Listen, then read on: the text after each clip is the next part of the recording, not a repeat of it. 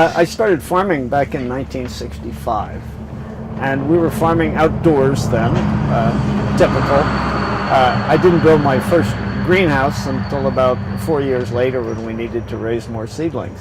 But the minute we built it, we started thinking, wow, I wonder if we couldn't extend our season.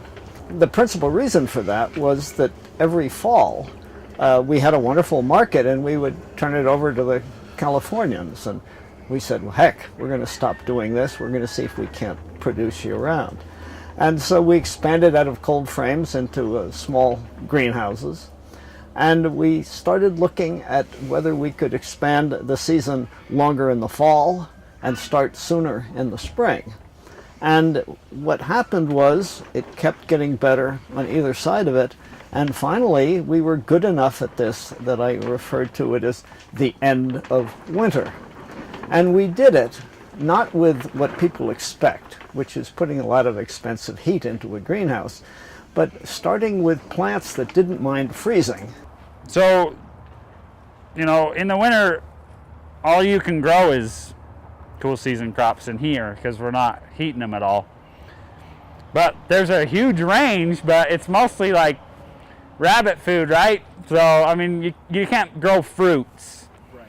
And so it's all true veggies that are the vegetative, you know, part. We do a lot of root veggies, so carrots and beets, and we'll start our leeks. Spinach, scallions, carrots that we left in the ground, many of the Asian greens. I'll cover up all my Swiss chard that I've grown during the summertime. That's what I have over here and in my other tunnel.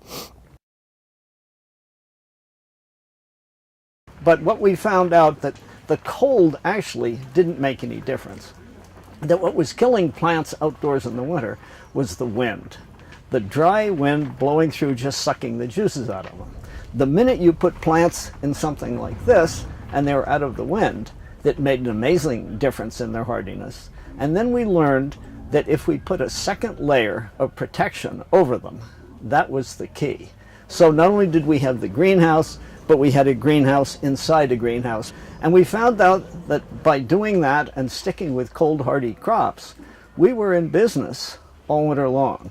With the other tunnels, the beds go right up against the plastic, which isn't the best thing because you really want that little hollow air space between the outer tunnel or the outer side of it and where your bed starts. If you look, I mean, you probably can't tell at this point, but when these start to grow, a lot of times, like the inside of the bed will be real thick and lush, and then as you get closer to the outside, it's not that it doesn't grow, but you can definitely see a apparent lack in or slower growth on the outside where it's colder. Yeah, so you get 5 to 7 degrees from the cover, yeah.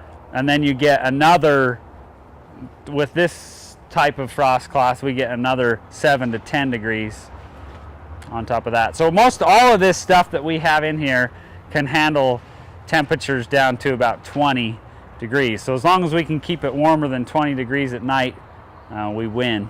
So when it was 15 below zero outside, it would be 18 above zero under the inner layer in the greenhouse. Now, obviously that froze. Obviously there were no tomatoes, peppers, or eggplants in there, but there are plenty of hardy green leafy crops that do very well under those conditions, and those are the ones we grew, and those were the ones that we were able to build quite a business with.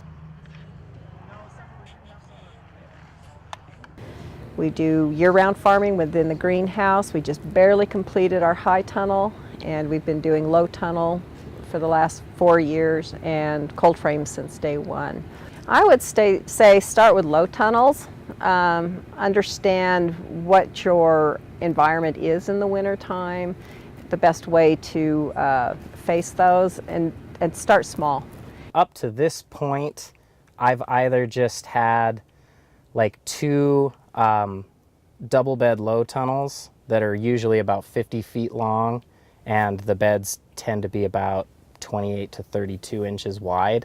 Well, there are always the stories about the farmer who left farming with a small fortune, having gotten into it with a large one. When you start buying greenhouses, you can spend an awful lot of money on them, which is why starting out with a homemade operation like this, which you can do very inexpensively, and it's fun, especially if you have children who would love to be involved in learning to build a greenhouse. Get into it at a price you can afford, and if it's successful, expand from there. We are here today at the Rio Grande Depot celebrating the 5th season of the Rio Grande Winter Market. For 5 years now, we've been hosting a winter market here. Every year we get stronger. This year we were thrilled to go every week. So we're just going to keep getting the farmers to grow for the winter, preserving as much as they can, cold storing, and getting delicious fresh food to the patrons of Salt Lake City and beyond. We definitely have the demand. We could easily incorporate another 6 vendors out here on the portico. And some of our farmers are not going to grow in the winter, and that's okay. So that leaves an opportunity for your microgreens growers, your lettuces, a lot of the stuff that can be produced in the winter. There's definitely opportunity. Yes, there's definitely a market for it. It's in short supply. It has a story to it. It's a unique product that's hard to compare, and so there is a market for it. There is a market for it, but whether or not you're able to capture that market depends on you, you know.